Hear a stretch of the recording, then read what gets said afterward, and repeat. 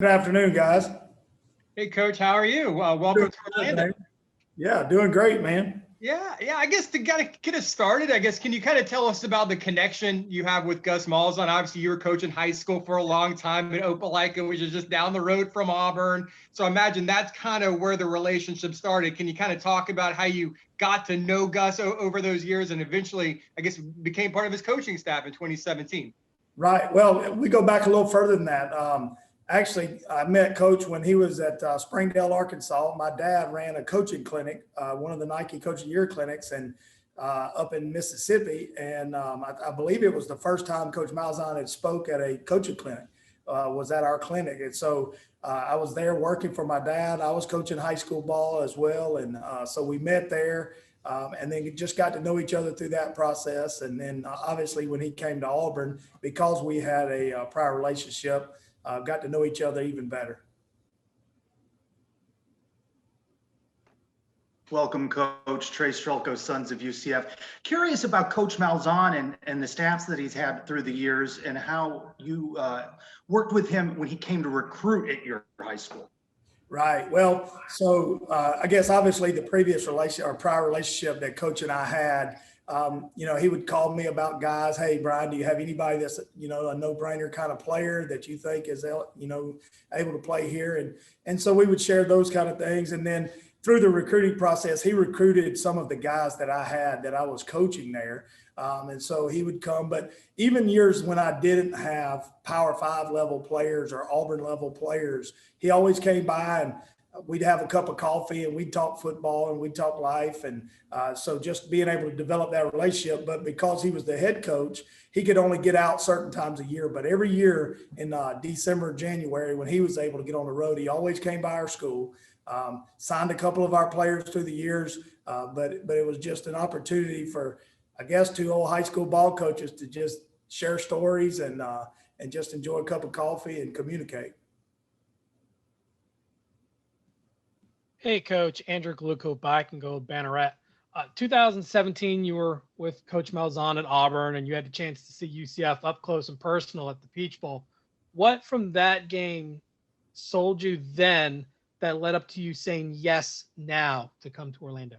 Right. Well, so I was an analyst for Coach. I was on that staff. And so part of my responsibility was breakdown of the opponent. And as we watched, there was a couple of things. Obviously, that team was very, very talented. But the thing that stood out so much on that team was the unity and how they all played for each other and the excitement. And it was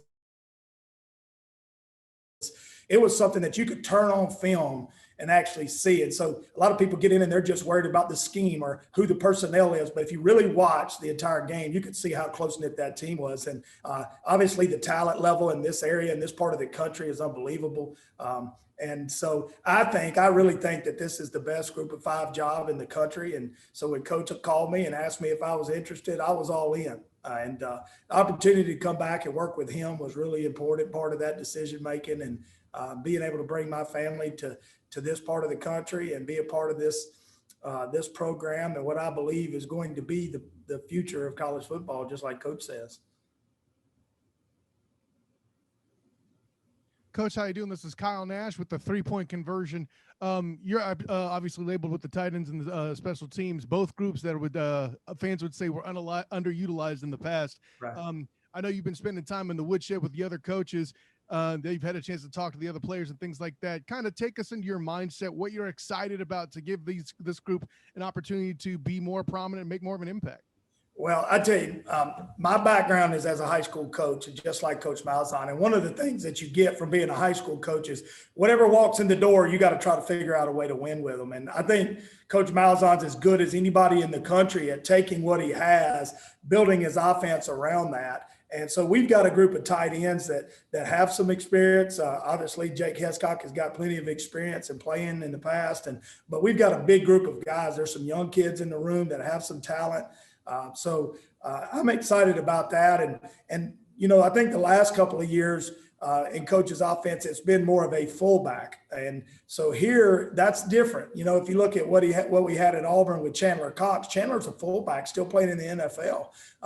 Different set of skills than what you see in, for example, like CJ Uzama, who played for Coach and is still playing in the NFL. So I think what he's really good at, and I think I do attribute this to his high school background, is taking whatever he has and building the offense around that and utilizing the tools you have to help your team be successful and win games.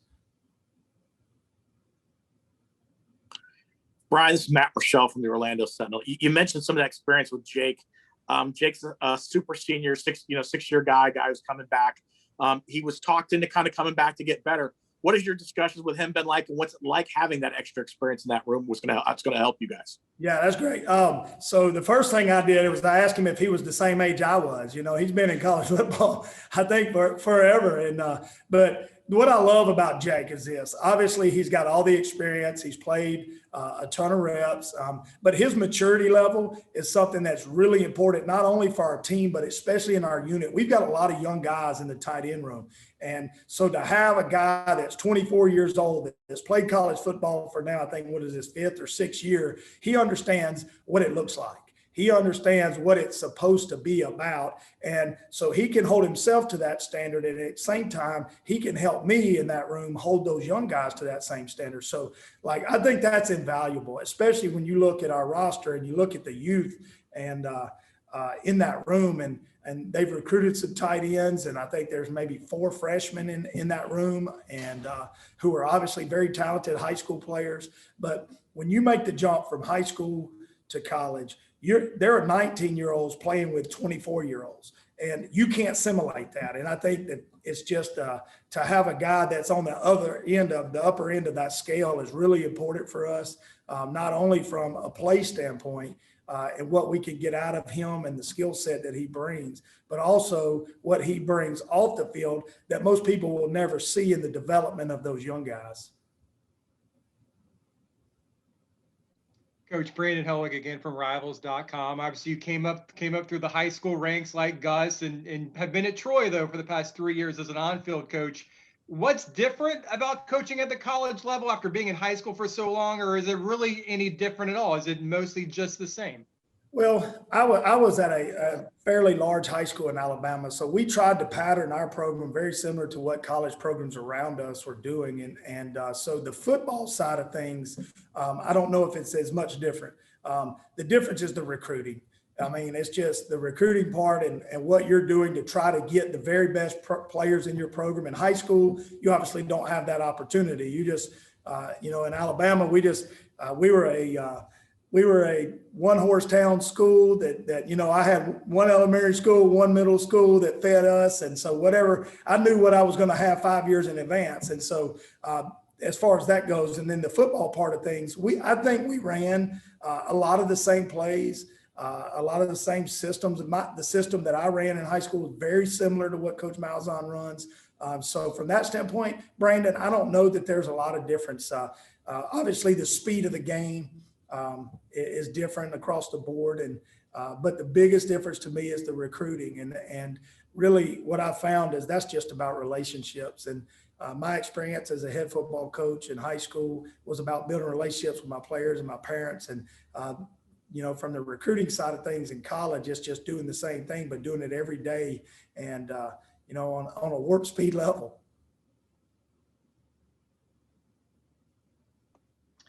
Trylko again with the Sons of UCF. Coach, fans want to see every punt and every kickoff return for a touchdown, but there have been rules changes through the years. What's a reasonable expectation in the return game? What can we see?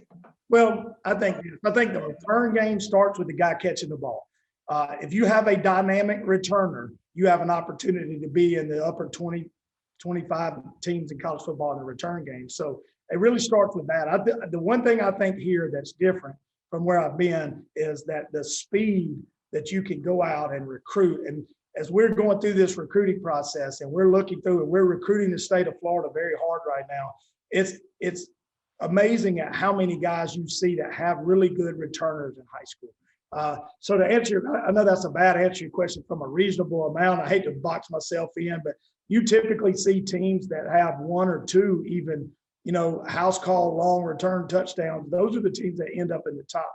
The rule changes have changed everything because Obviously, when you can fair catch it and take the ball at the 25, sometimes that's to your advantage. What you're trying to do, we always look at like kickoff returns as the line of scrimmage is the 25.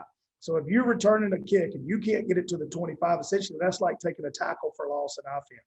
So we're trying to gain ground. We're trying to get the ball, push it up the field vertically, and we want to maintain hats and we want to do a great job in all of that. And the same with punt return.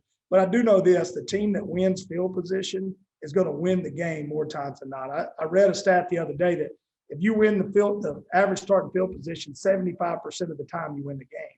So we got to sell that to our guys. We want to be electric in special teams, and our job is to create field position advantages and make game-changing plays, and it's really that simple. Hey, Coach, again, Andrew Glukov, Black and Gold Banneret. We just talked about the return game. Let's talk about the kicking game. Yep. The kicking game was a mixed bag last year, and that may be a little bit generous on it. From a coordinator standpoint, what change in tactic and team mentality do you see just from watching film as to how to kind of tighten it up on the kicking and punting game? Well, I mean, just like we talked about in the return game, it starts with the returner. It's going to start with your specialist. I think we have a tremendous long snapper. I've watched film on both the punters and the kickers, and just to get a little bit of feel for who they are, what they do. I think let's start with punt. I think from a punt standpoint, it's about the coverage aspect. Everybody wants to put it on the punter, but you also have to cover it. And you know, 3 years ago, we led the country in net punt at Troy. Last year, 2 years ago, not quite as good. Last year, I think we were 25th or 26th in the country. So we had room to improve, but we were doing a better job of covering the punt. And then obviously, you know, it's about getting some height on the ball and hang time. And we're going to try to be simple and make sure that we can protect. But our goal is going to be force fair catches. And when they do try to return the ball, that we've got enough guys down there to cover it up. So we want to lead the country in net punt.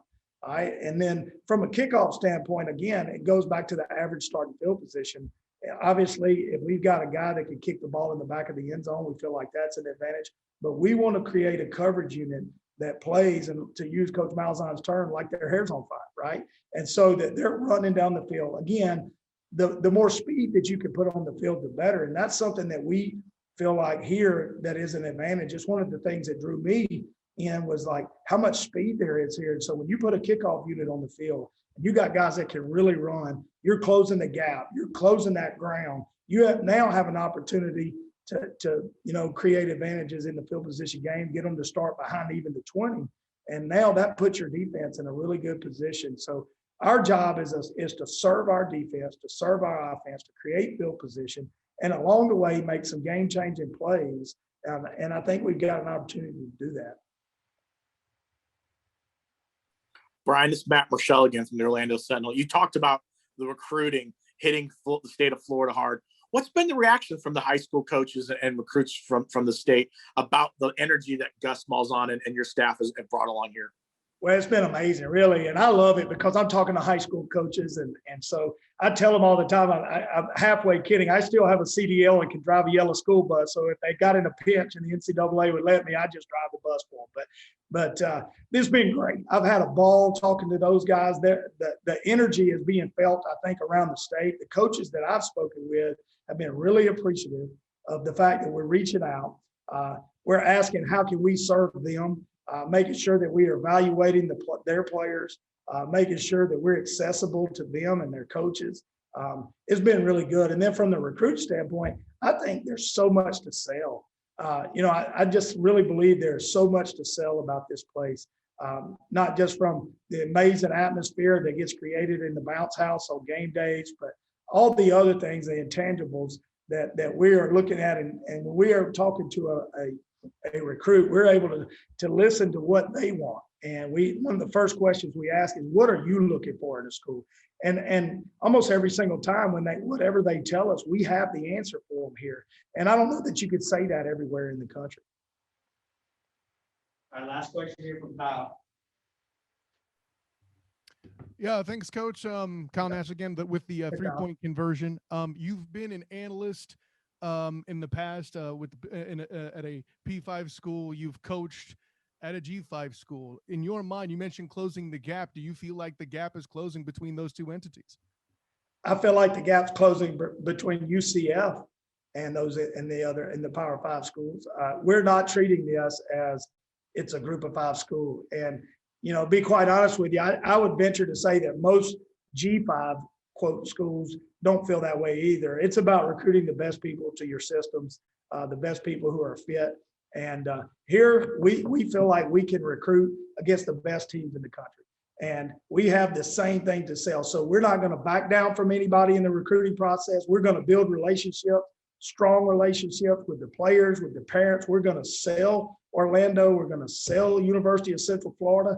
And we're going to give every kid an opportunity that wants to and has the talent and ability to come in here and compete for championships, and not just conference championships. Our goal is going to be to win a national championship. And just looking at what we have around us, I don't think it takes that long.